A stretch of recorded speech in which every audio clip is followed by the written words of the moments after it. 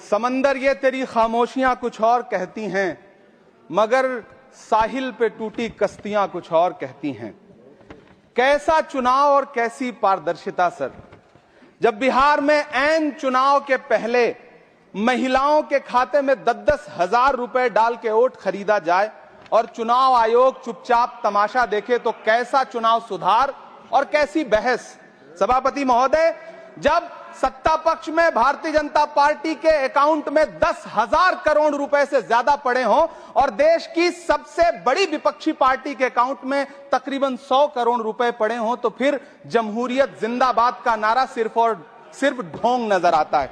सभापति महोदय, जब देश के गृह मंत्री और प्रधानमंत्री की तरफ से विपक्षी पार्टियों के विधायकों को तोड़ने को देश की मीडिया ऑपरेशन लोटस कह करके सेलिब्रेट करे, तो फिर कैसा सुधार और कैसी जमहूरियत सर। जब यूपी के मीरापुर उपचुनाव में वोट देने के लिए घर से निकली मुस्लिम महिलाओं के सामने पुलिस का इंस्पेक्टर रिवॉल्वर तान के वोट न देने की धमकी दे, तो कैसा चुनाव सुधार और कैसी बहस। सर, जब महाराष्ट्र में शिवसेना और एनसीपी जैसी पार्टियों को तोड़ लिया जाए और उनका चुनाव निशान छीन लिया जाए और चुनाव आयोग चुप रहे, तो कैसा चुनाव सुधार और कैसी बहस।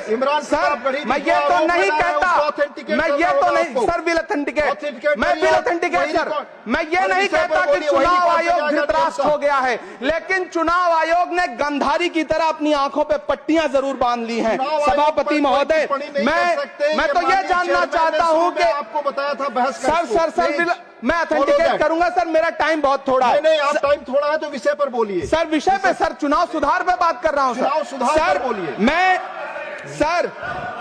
मैं तो ये कह रहा हूं सर कि 40 से ज्यादा बीएलओ ने अपनी जान दे दी है सर। होना तो यह चाहिए था कि बहस शुरू होने से पहले उन्हें श्रद्धांजलि दी जाती। सर, चुनाव आयोग बात करने को तैयार नहीं है। कातिल ने किस सफाई से धोई है आस्तीन, उसको खबर नहीं कि लहू बोलता भी है।